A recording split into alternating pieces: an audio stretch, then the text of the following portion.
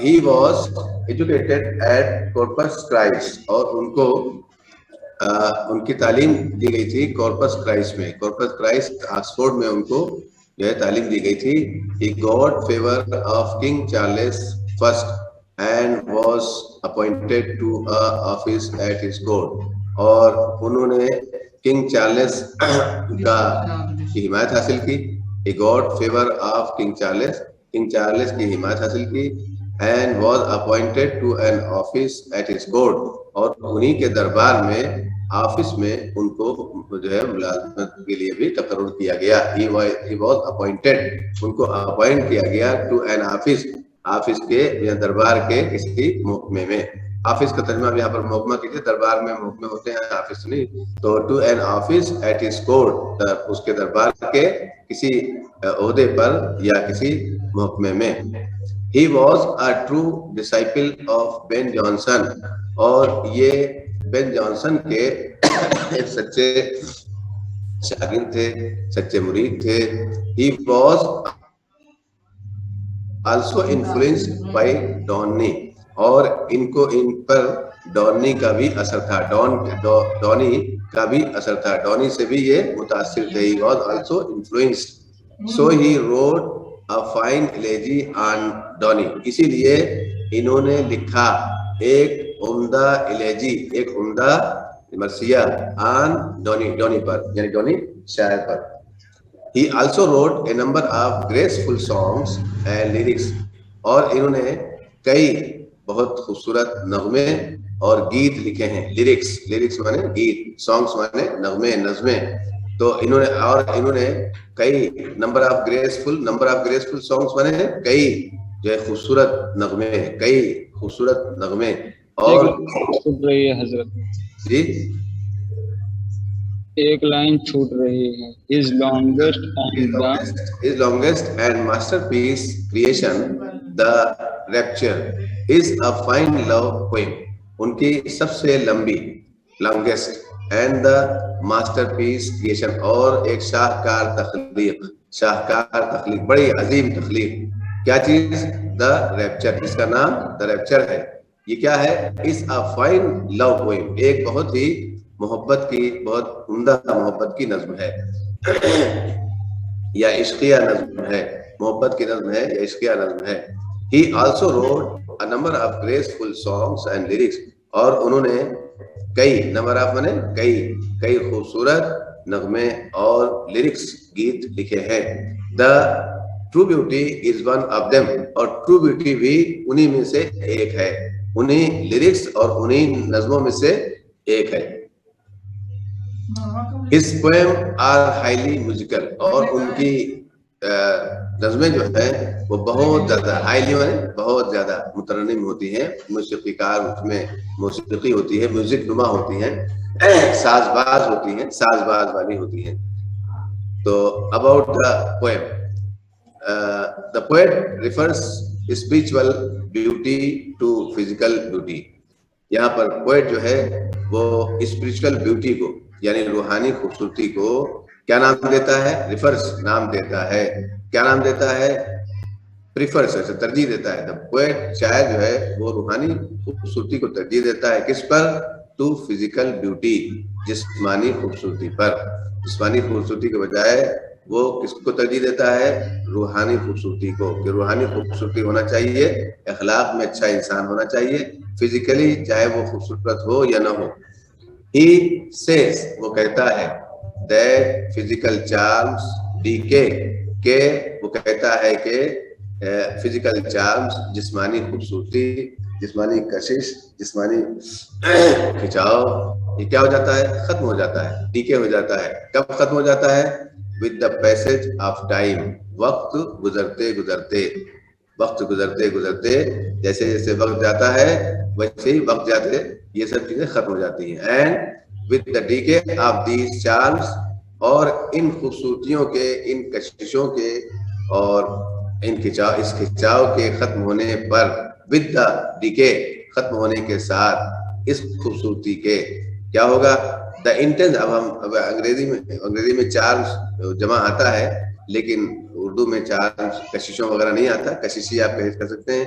तो जरूरी नहीं है कि जो तर्जमा यहाँ ये चार्म्स है तो चार्म्स का तर्जमा किया जाए कशिशों, बल्कि इस खूबसूरती, इस खिंचाव और इस खूबसूरती और इस खिंचाव, इस कशिश आप कर सकते हैं। कशिश के खत्म होने पर the intensity of lovers feeling also decline.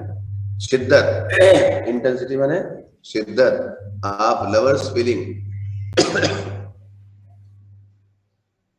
आशिकों के, लवर्स आशिकों के एहसासात के की शिद्दत भी, the intensity of lovers feeling, आशिकों की के एहसासात की जो है इंटेंसिटी यानी शिद्दत भी क्या हो जाती है, खत्म हो जाती है। मोहब्बत करने वालों की जो है के एहसासात, फीलिंग की इंटेंसिटी यानी सख्ती, शिद्दत भी कम हो जाती है, खत्म हो जाती है, डिक्लाइन, कमजोर पड़ जाती है।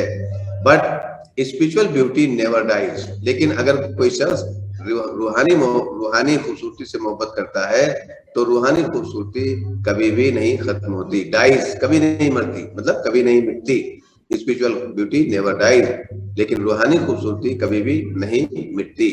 The poet therefore glorifies the beauty of mind, इसीलिए शायर जो है वो क्या कर रहा है, ग्लोरीफाई कर रहा है, यानी तारीफ बयान कर रहा है किसकी, ब्यूटी ऑफ माइंड, फिक्री खूबसूरती की यानी रूहानी खूबसूरती की, ब्यूटी ऑफ माइंड दिमाग की खूबसूरती की, मतलब फिक्री खूबसूरती की। आदमी सोचे तो अच्छा सोचे, खैर सोचे, जन अच्छा रखे, हुस्न जन रखे, तो glorifies the beauty of mind, beauty of mind की तारीफ करता है, एंड सोल, और ब्यूटी ऑफ सोल, और रूह की खूबसूरती की तारीफ करता है, विच इज ट्रू ब्यूटी, जो कि सच्ची खूबसूरती है, एंड इग्नोर्स फिजिकल चार्म, और वो नजरअंदाज करता है, इग्नोर करता है, किसको इग्नोर करता है, फिजिकल चार्म को, यानी जिस्मानी खूबसूरती को, जिस्मानी कशिश को। If it is divide of virtue, अगर वो खूबियों से महरूम हो, इफ इट इज डिवाइड, अगर वो कशिश खूबियों से खाली हो, डिवाइड माने खाली, डिवाइड माने खाली, तो अगर जो है वो खूबियों से खाली हो वो कशिश, और वो खूबसूरती और वो खिंचाव अगर खूबियों से खाली हो, तो फिर शायर जो है ऐसी खूबसूरती, ऐसी जिस्मानी खूबसूरती से क्या करता है, इग्नोर करता है, उससे मुंह मोड़ता है, नजरअंदाज करता है, उससे नफरत भी करता है। ये खुलासा आपका हो गया। अब इसमें तर्जुमा देखिए, ही दैट लव्स अ रोजी चीक, वो शख्स जो मोहब्बत करता है, और रोजी चीक, गुलाब जैसे गालों से, रोजी चीक, चीक माने गाल, रुखसार, गुलाब जैसे रुखसारों से यानी लाल खूबसूरत रुखसारों से, or a coral lips admires, या वो मूंगे जैसे होठों, अब मूंगे जैसे होठ कैसे होते हैं, बारीक बारीक होठ, अच्छे खूबसूरत होठ, उनकी क्या करता है, तारीफ करता है, एडमायर्स। तो ही दैट, वो शख्स जो मोहब्बत करता है एक गुलाबी रुखसार से, or a coral lip admires, या किसी मूंगे जैसे होंठ से क्या करता है, उसकी तारीफ बयान करता है। Are from star like eyes doth see, या वो स्टार लाइक आईज से, मतलब सितारों जैसी आंखों से, यानी चमकीली आंखों से, खूबसूरत आंखों से। अब चमकीली आंखें किसकी होंगी, जिसकी आंखें खूबसूरत होंगी। तो खूबसूरत आंखों से वो क्या तलाश करता है, डथ सी, तलाश करता है, डथ ये डज है जो ताकीद के लिए है, तलाश करता है। Are from star like eyes, या सितारों जैसी आंखों से यानी चमकीली और खूबसूरत आंखों से वो तलाश करता है, सीख करता है, तलाश करता है, क्या तलाश करता है, फ्यूल, ईंधन, यानी अपनी मोहब्बत, टू मेंटेन हिज फायर्स, गोया की ताकत तलाश करता है, तवानाई, फ्यूल, ईंधन, जरिया, वसीला। अरे सत्तर भाई माइक बंद कर लो, माइक बंद कर लो भाई, माइक बंद कर लो यार। म्यूट कर दिया था हमने, म्यूट नहीं है क्या, हम म्यूट कर देते हैं, म्यूट कर दें। नहीं मना, हो गया, बंद हो गया। गाने दीजिए, बंद हो गया। अच्छा, or from star like eyes, या सितारों जैसी आंखों से, डथ सी, वो तलाश करता है, क्या तलाश करता है, फ्यूल, ईंधन। ईंधन क्या करता है, ईंधन से चूल्हा जलता है और आग बरकरार रहती है, जितना ईंधन डालते जाइए, तेल डालते जाइए, स्टोव जलता जाएगा, और गैस डालते जाइए, आपका गैस चूल्हा बरकरार रहेगा। तो ये ईंधन का मतलब क्या है, यानी एक तवानाई, एक जरिया, एक वसीला। तो स्टार लाइक आइस से वो तलाश करता है एक वसीला या एक शोला या एक जरिया या ईंधन, काहे के लिए, टू मेंटेन हिज फायर, अपनी मोहब्बत को, अपनी आग को कायम रखने के लिए, मेंटेन रखने के लिए, बरकरार रखने के लिए। और फायर से मतलब यहाँ पर मोहब्बत, अपनी मोहब्बत को बरकरार रखने के लिए। गोया कि अपनी मोहब्बत को बरकरार वो रखना चाहता है, तो किससे रखना चाहता है, स्टार लाइक आइज से, यानी चमकीली आंखों से। तो इसका मतलब ये कि वो किससे मोहब्बत करता है, वो रूहानी तौर पर उससे मोहब्बत नहीं करता, बल्कि उसकी चमकीली आंखों से मोहब्बत करता है, उसके कोरल लिप से मोहब्बत करता है, उसके रोजी चीख से मोहब्बत करता है। तो ऐसी अगर मोहब्बत होती है, तो आगे शायर कह रहा है, and old times makes these decay, याद रखो कि पुराना वक्त यानी जाता हुआ वक्त, गुजरता हुआ वक्त, old time makes these decay, इन चीजों को खराब कर देता है। मेक्स दीज डीके, दीज का मतलब these attractions, these charms, these beautiful things, इन खूबसूरत चीजों को, रोजी चीक को, कोरल लिप को, स्टार लाइक आइज को क्या कर देता है, खराब कर देता है, खत्म हो जाती है। वक्त गुजरते जो है ये चीजें, इन चीजों में कशिश बाकी नहीं रहती है। तो फिर जो इन्हीं से मोहब्बत करता है, तो फिर उसकी मोहब्बत भी खत्म हो जाती है। So his flame must waste away, अगर कोई इन चीजों से मोहब्बत करता है, तो जब ये खत्म हो जाएंगे तो क्या होगा, his flames, उसकी मोहब्बत, must waste away, उसके शोले यानी उसकी मोहब्बत क्या हो जाएगी, must waste away, खत्म हो जाएगी। जो गालों से मोहब्बत करे, जो पूरा लिप से मोहब्बत करे, होंठ से मोहब्बत करे, जो स्टार लाइक आई से मोहब्बत करे, तो फिर जब इसमें कमजोरी पैदा होगी, इसमें होंठ जो है सुगड़ जाएंगे, आंखें जो है वो हो जाएंगी, सुकड़ जाएंगी, छोटी हो जाएंगी, गाल पर झुर्री पड़ जाएगी, तो जाहिर बात है उसकी मोहब्बत खत्म हो जाएगी। But a smooth and stead fast mind, लेकिन एक रवां दवा और मुस्तहकम मिजाज, मुस्तहकम दिमाग, मतलब मुस्तहकम फिक्र, जेंटल थॉट्स और शरीफाना ख्यालात, एक स्मूथ रवां दवा एंड स्टेडफास्ट माइंड, और मुस्तहकम दिमाग और जेंटल थॉट्स, तीन चीजें हैं, स्मूथ एंड स्टेडफास्ट माइंड, रवां दवा और स्टेडफास्ट माइंड, मुस्तहकम दिमाग एक चीज, जेंटल थॉट्स दूसरी चीज, शरीफाना ख्यालात, जेंटल थॉट्स शरीफाना ख्यालात, एंड काम डिजायर्स और पुरसुकून ख्वाहिशात, काम डिजायर्स पुरसुकून ख्वाहिशात। आदमी परेशान हो जाता है ख्वाहिश में कि वो इतना 1 करोड़ रुपया हमारे पास आ जाए, 2 करोड़ रुपया हमारे पास आ जाए। अगर जितना इंसान की जिंदगी गुजरती है उतने में अगर आदमी जो है वो रहे, अपने को बरकरार रखे, तो उसको कोई परेशानी नहीं होगी। ख्वाहिश वहीं तक रखे और ख्यालात भी वहीं तक रखे और अपने दिमाग को भी वहीं तक महदूद रखे, तो उसको कोई परेशानी नहीं होगी। But smooth and steadfast and gentle thoughts and काम डिजायर, लेकिन एक रवा दवा और मुस्तहकम दिमाग, जेंटल थॉट्स शरीफाना ख्यालात, एंड काम डिजायर्स और पुरसुकून ख्वाहिशात, hearts with equal love combined, और इसी तरह दिल, कैसे दिल, विद इक्वल लव कंबाइंड। अब हार्ट्स के बाद कंबाइंड को जोड़िए, हार्ट्स कंबाइंड, ऐसे दिल जो जुड़े हुए हों, हार्ट्स कंबाइंड, और जुड़े हुए दिल किससे जुड़े हुए, विद इक्वल लव, बराबर की मोहब्बत से, बराबर की मसावी मोहब्बत से जुड़े हुए दिल। तो कई चीजें हो गई, स्मूथ एंड स्टेडफास्ट माइंड एक, जेंटल थॉट्स 2, और काम डिजायर 3, और हैवी और hearts with combined with equal love ये 4। मसावी मोहब्बत से जुड़े हुए दिल क्या करते हैं, काइंडल नेवर डाइंग फायर, पैदा कर देते हैं कभी न खत्म होने वाली मोहब्बत। फायर माने मोहब्बत, ऊपर भी फायर माने मोहब्बत, यहाँ भी फायर माने मोहब्बत, कभी भी काइंडल वो पैदा कर देते हैं, काइंडल माने पैदा कर देते हैं, नेवर डाइंग, कैसी मोहब्बत पैदा कर देते हैं, नेवर डाइंग, जो कभी मिटने वाली ना हो, तो कभी ना मिटने वाली मोहब्बत पैदा कर देते हैं। अब आगे शायर कह रहा है, वेयर दीज आर नॉट, जहां पर ये चीजें ना हो, यानी क्या ना हो, स्मूथ एंड स्टेडफास्ट माइंड ना हो, जेंटल थॉट्स ना हो, काम डिजायर्स ना हो, hearts combined with equal love ना हो, hearts with equal love combined ना हो, अगर शायर की जुबान में कहिए तो इस तरह, वरना hearts combined with equal love ना हो, हम जो है मुश्तरका जो है मोहब्बत से जुड़े हुए दिल ना हो, तो क्या होगा, वेयर दीज आर नॉट, जहां पर ये खूबियां ना हो, ये सिफत ना हो, तो आई डिस्पाइज, तो मैं क्या करता हूँ, मैं नफरत करता हूँ, लवली चीक्स, खूबसूरत गालों से, आर लिप्स, खूबसूरत होठों से, आर आईज या स्टार लाइक आईज, खूबसूरत आंखों से, ऐसी खूबसूरत आंखों पर लानत है, ऐसी खूबसूरत गालों पर लानत है, ऐसे खूबसूरत होठों पर लानत है जिसके अंदर ये खूबियां ना हो। तो शायर कह रहा मैं ऐसी चीजों से नफरत करता हूँ। अब आगे देखिए अप्रिसिएशन ऑफ द पोएम, ये ना समझ में आ गया ना? जी आ गया। अगर अगर आप चाहें तो एक उसका तर्जुमा कर सकते हैं अपने आप। हजरत एक बार और कर दें तो बहुत मेहरबानी होगी।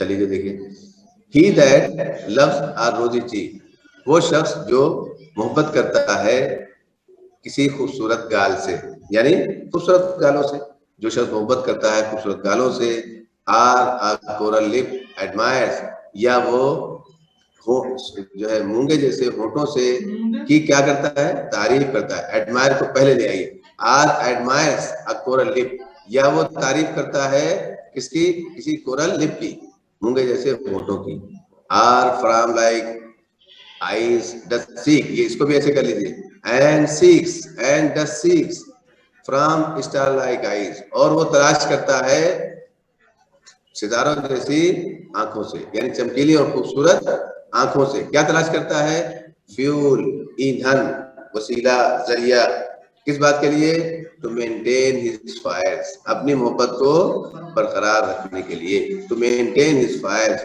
अपनी मोहब्बत को बरकरार रखने के लिए, as old times make these decay, तो जब पुराना वक्त यानी जाता हुआ वक्त, गुजरता हुआ वक्त, मेक्स दीज डीके, इन चीजों को, यानी किसको, रोजी चीक को, कोरल लिप को, स्टार लाइक आइज को क्या कर देता है, खराब कर देता है, कम कर देता है, धुंधला देता है, तो क्या होता है, so his flames must waste away, तो लिहाजा उसके शोले यानी उसकी मोहब्बत क्या हो जाती है, खत्म हो जाती है।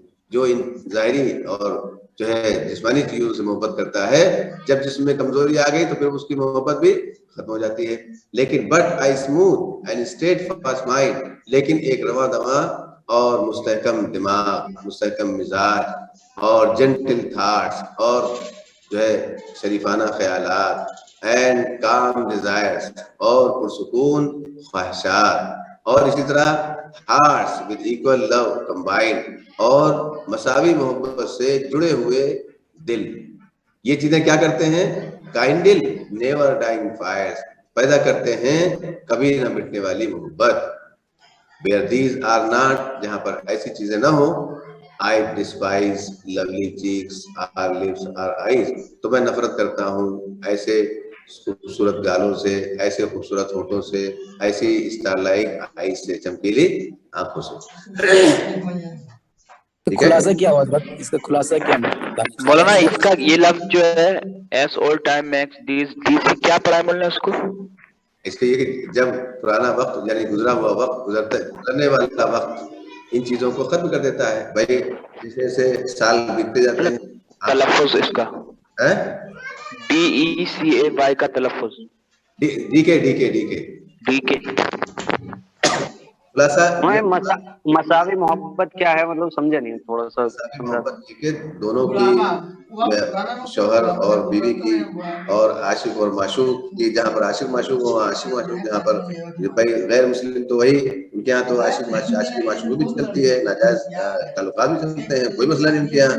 लेकिन अगर मसावी मोहब्बत दोनों एक दूसरे से मसावी मोहब्बत के तौर पर जुड़े हुए हों तो उनके लिए ठीक है। और हमारे यहाँ मियाँ बीवी के मसावी मोहब्बत हो आपस में, एक दूसरे से जो ना शौहर बीवी की खूबसूरती, जिस्मानी खूबसूरती से मोहब्बत करता है, रूहानी खूबसूरती भी मोहब्बत का एक जरिया है, लेकिन उसके साथ साथ रूहानी मोहब्बत भी उसके साथ होनी चाहिए। अगर रूहानी मोहब्बत नहीं है और खाली जिस्मानी मोहब्बत है तो जिस्मानी मोहब्बत तो वहीं तक महदूद रहेगी जब तक जिस्म में खूबसूरती रहेगी। जब उसकी आंखों में कमजोरी आएगी, गालों पर झुर्रियां पड़ जाएंगी और बदनुमा हो जाएंगे, तो फिर ऐसे शख्स की मोहब्बत जो इन चीजों से मोहब्बत करता है उसकी मोहब्बत में कमी पैदा होती जाएगी। अगर वो रूहानी तौर पर किसी चीज से मोहब्बत करता है तो फिर उसकी मोहब्बत कभी खत्म नहीं होगी, क्योंकि अच्छे अखलाक से मोहब्बत करेगा, अच्छे मिजाज से मोहब्बत करेगा, अच्छे शरीफाना ख्यालात से मोहब्बत करेगा और जो है मसावी जुड़े हुए दिलों से और कुछ ख्वाहिशात से मोहब्बत करेगा, तो फिर उसकी मोहब्बत कभी खत्म नहीं होगी, हमेशा हमेशा जारी रहेगी, चलती रहेगी। ये इसका मतलब। ठीक है, अब आगे चलते हैं, चले आगे। Appreciation of the poem. आप देखिए the poem the true beauty is one of the most famous lyrics of Thomas Cairo. ये पोएम जो है, जो ट्रू ब्यूटी जो अभी आपने पढ़ी है, is one of the most famous lyric of Thomas Cairo.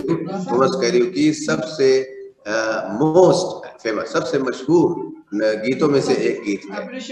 Who was one of 17th century poets, जो के 7वीं सदी का एक शायर था। 7वीं सदी का, अभी कौन सा चल रहा है? 2000 यानी 21वीं सदी। तो अब 7वीं 17वीं है। अच्छा अच्छा, तो वो 17 सेंचुरी। हाँ ठीक है। He was in poetry disciple of Ben Jonson।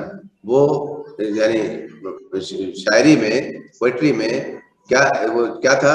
शागिर्द था किसका? बेन जॉनसन का। बेन जॉनसन का शागिर्द था इस मामले में। किस मामले में? शायराना मसाइल में, शायरी में। और but he was influenced by Donne, लेकिन वो मुतासिर था डोनी से।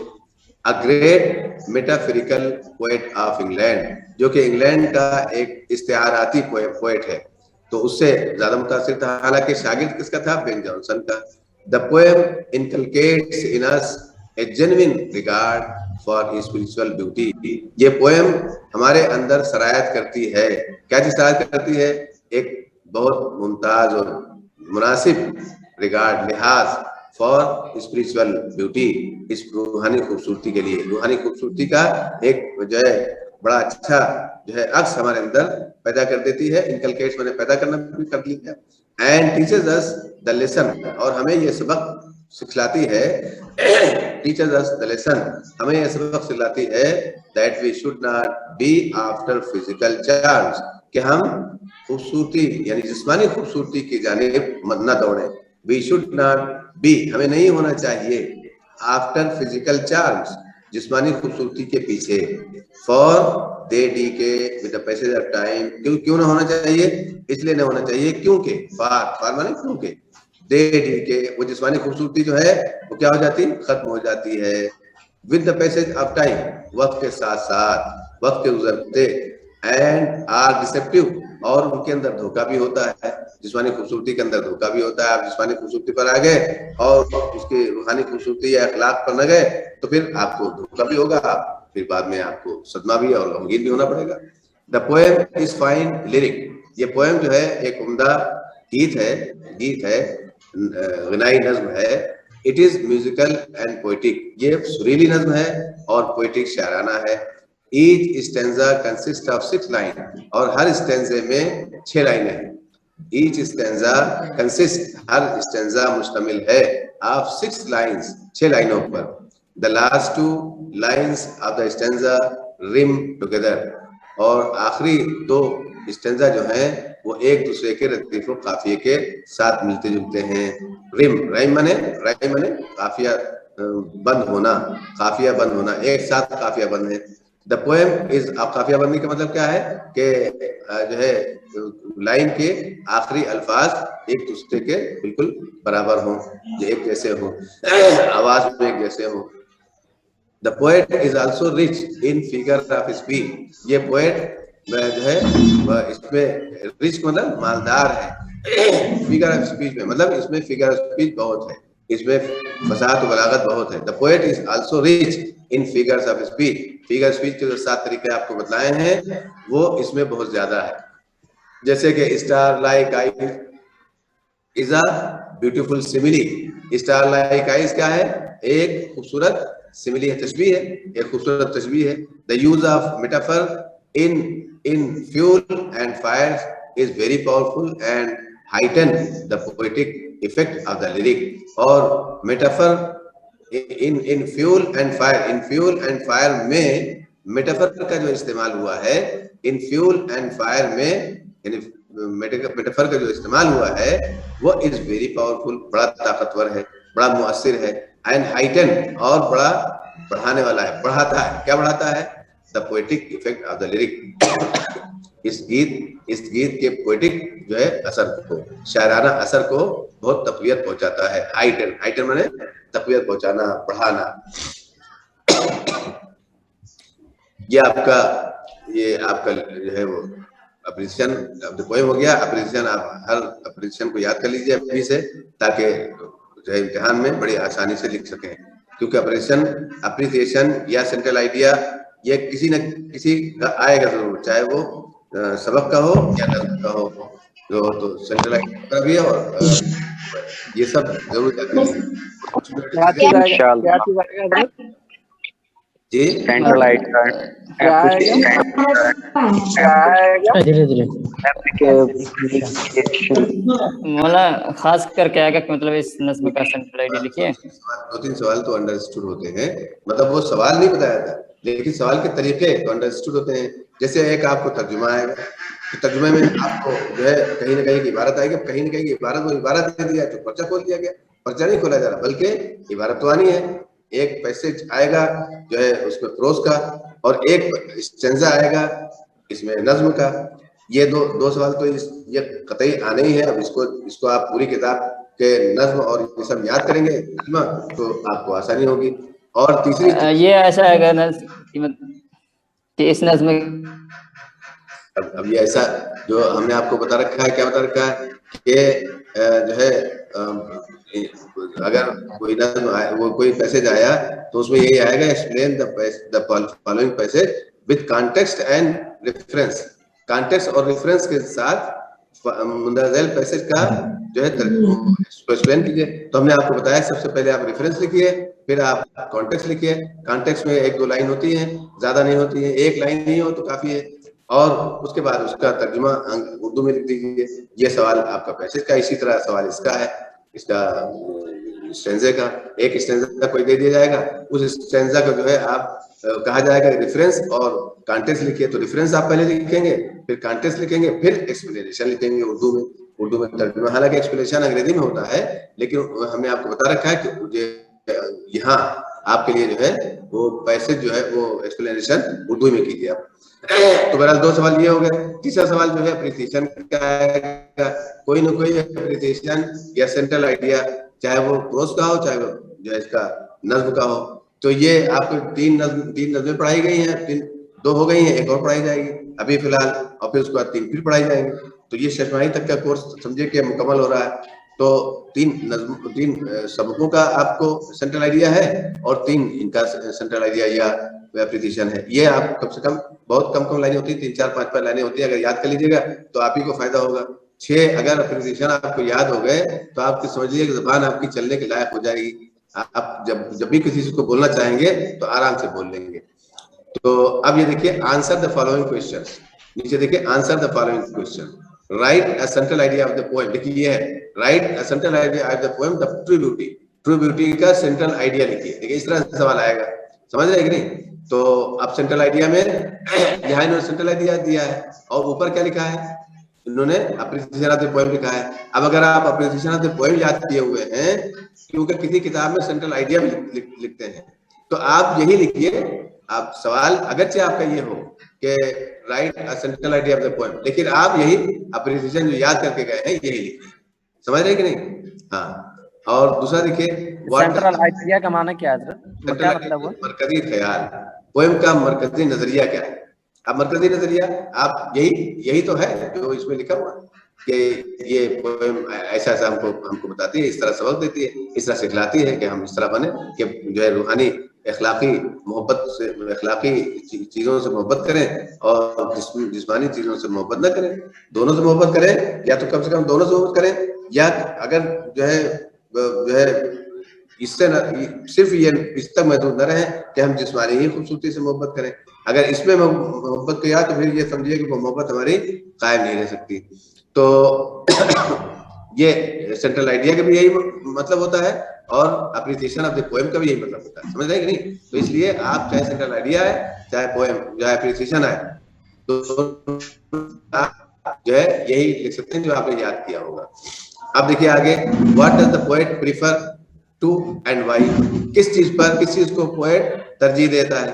तो आप तरजीह देने में किसको देखेंगे, किसको तरजीह देता है? स्पिरिचुअल ब्यूटी को तरजीह देता है।